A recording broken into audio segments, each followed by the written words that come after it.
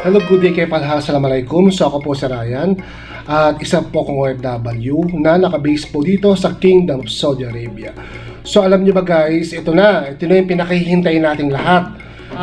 Kumbaga nagkaharap-harap na sa Senado yung ng aping amo ni Ma'am LV Vergara. Diba? Ito yung mag-asawang Ruiz guys na talaga namang mag-iinit ang ulo ninyo dahil sa kasinungalingan nila. So para mas malinaw sa inyo guys ito, panoorin po natin ng sabay-sabay guys yung naging ganap sa Senado at sa nakakainis na pangangatuwiran nitong amo ni LV Vergara guys. Ito guys, panoorin po natin ng sabay-sabay. Hindi na ako magpapaligoy-ligoy pa. Good morning po, Your Honor. Hindi po.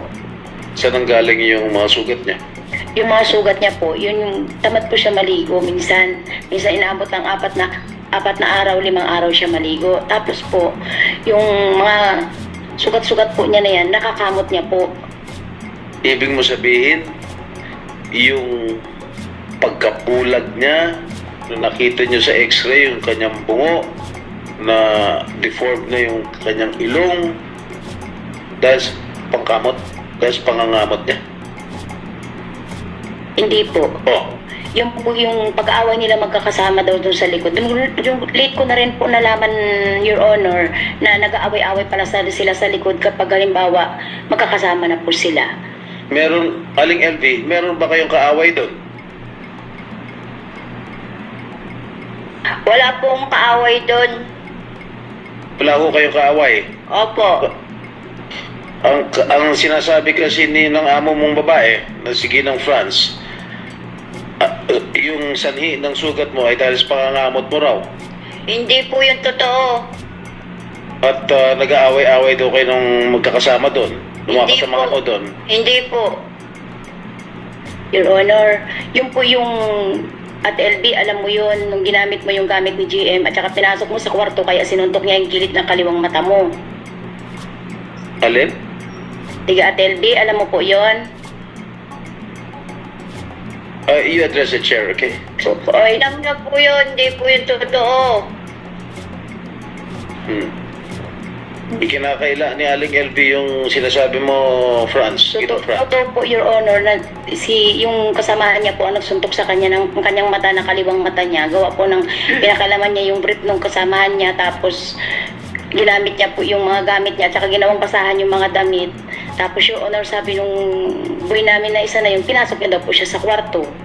Wala din po kami alam, Your Honor, kasi po gabi na po yun, nakasara na po kami, doon po kami sa kabilang kwarto nakatira. Sila po magkakasama, 3 kwarto po. Paano siya nabulag? Nung pumasok po sa amin ng Ate LB 2019, August 10, 2019, birthday po ng kapatid ko, pumunta sa amin ng Ate LB. Tapos po, nung August 11, nagsabi po sa akin ng Ate LB, pwede ka akong pumasok, sabi ng gano'n, kasi wala akong matuluyan. Dahil sabi niya ng gano'n, sa amin, hindi ako pinapakain hanggat hindi ako nagtitinda ng buko juice. Bakit ka ako, wala kang pamilya? Sabi sa akin, sabi niya po sa akin. Di sabi ko po sa Ate LB, sige Ate LB, kung halimbawa wala kang mauwian, ikaw, sabi ko, pero subukan ko muna kung saan ka marunong, kako po. Tapos Your At Honor, tinatanong ko, Ginang France, paano siya nabulag? Huwag ka na magpaligoy-ligoy pa, sagutin mo lang ako nung diretso. pagpasok niya po sa amin, medyo may puti na po yung gilid ng kanyang mata. May mga gilid na po yung mata. Pasok, nakita niyo yung picture niya? Nung bagong pasok siya, nung may klipa yung buhok ni Aling LV? Your Honor, hindi naman po yan ang itsura ng Ate LB nung pumasok sa amin, Your Honor. Can you show that again, technical? Ayan, buong-buo mata. Your Honor, ito po ang picture ng Ate LB nung pumasok sa amin. Hindi lang. Aling LV, ay, hindi niya makikita pala yan. Pwede natin tanongin, nung pumasok ka noong 2017, nakakita ka pa, 2 mata? Opo, malinaw na malinaw po ang mata ko. So, kailan ka nabulag yung kaliwa? Yung kaliwa ko po dahil sa kanila, sa pagsusuntok po nila. Yung kanang mata, kailan nabulag? Nauna yung kaliwa, tapos sunod yung kanan? Opo. O kasi ang sinasabi ni Mrs. Garcia Ruiz, France Garcia Ruiz, medyo maputi-puti na raw yung mata mo nung pumasok ka sa kanila. Hindi po totoo yun. So nakakita ka pa noon? Opo. Ano yung litrato pinapakita mo? Your Honor, pumasok po kasi ang ATLB po sa amin, hindi 2017. 2019 po, August 11, 2019. Oh. Ito po ang itsura ng ATLB nung pumasok po sa amin, Your Honor. Kailan siya pumasok sa kanila? 2017. 2017. Oh. At Your Honor, ang 2017 po nasa barangay 6 kami, ang 2019 po nasa barangay 7 po kami. Pero kanina, sinabi ni Ma'am Lisa na nakita raw niya, yung litrato ito, na yun ang daw unang pagkikita nila ni Manang LB. Siguro maayos pa, nakakita pa. Opo, nung, Sinabi ni Ma'am Lisa under oath kanina. opo. Sabi na opo.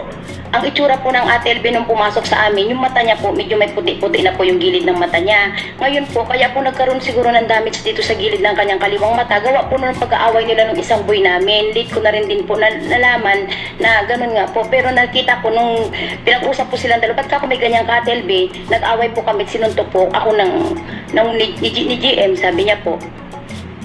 Gano'n rin siya kadalas suntukin ni JM? Hindi ko naman po sila, Your Honor, nababantayan kasi doon lang po ako sa unahan na nagtitinda. Assuming totoo yung sinasabi mo, o anong ginawa mo bilang amo? Pinagharap ko po silang dalawa, bakit mo ako sinuntok ang ATLB? Sabi niya po, paano ate, ginamit niya lahat ng gamit ko. Pag uwi ko dito, lahat ng damit ko ginawa niyang basahan. Sabi, hindi lang po yan ate, hindi lang ako nagsasabi sa inyo, pinapasok niya rin ako sa kwarto. Tinadyakan ko pa nga yan, pinasok ako sa kwarto. Ba't ngayon ko lang kako nalalaman yan? Ano ATLB, ang masasabi mo dyan? Ay sorry GM, sabi niya na hindi ko na ulitin. O ikaw, ano naman ang ginapat, ginanon mo naman sinuntok. Sabi ko po, Your Honor, dapat hindi mo pa ako sinaktan ng ATLB. Sabi ko po, ATLB, sorry. Naghingi po siya ng sorry sa ATLB. Narinig mo yun, Aling LB? Sinungaling po sila. Hindi po yan totoo, sinungaling. Anong totoo? Totoo po, sinusuntok po ako. Ni JM? Opo, Pati si JM? opo. Pati si JM? Pati po yan si Ate Fran. Teka muna, Senator Estrada. Ano ba ang sinasabi mo? JM o GM? May GM ba? General Manager o yung JM? Ano ba yan? Si GM po yung boy namin yun. JM, yung boy. Sinuntok ka rin? Opo, parehas po sila ng amo kong babae.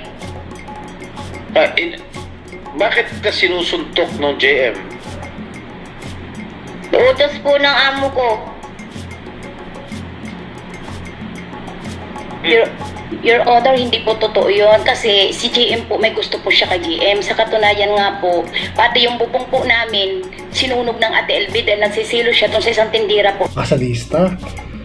Diba? Aping-api si Ate LB. Nagsisinungaling talaga yung babaeng amo, si Miss Franz Ruiz. Nagsisinungaling talaga siya. Diba? Kitang-kita naman sa expression ng pagmumukha ng babaeng yan na nagsisinungaling siya. Diba? Anong sinabi niya? Diba? Nagahil lang sa hindi nakakaligo, nagkasugat-sugat na. Kasi sana ang daming taong grasa na nagkakasugat-sugat ang buong katawan dahil sa hindi pagligo. Diba? Guys, yung mga Saudi rito, 3 days hindi nakakaligo, pero hindi naman nagsugat-sugat yung katawan. Diba? So makikita mo talaga guys yung kung sino yung nagsasabi ng totoo dito kay Miss Franz Ruiz at saka dito sa kasambahay na si LV Vergara.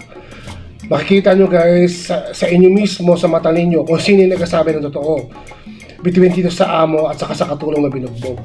So kayo guys, ano ba masasabi nyo sa ating topic ngayon? Please comment down below para malaman ko po yung mga sagot nyo. So once again, ito po si Ryan. Maraming salamat po sa panonood. Ingat and see you to my next vlog. Peace.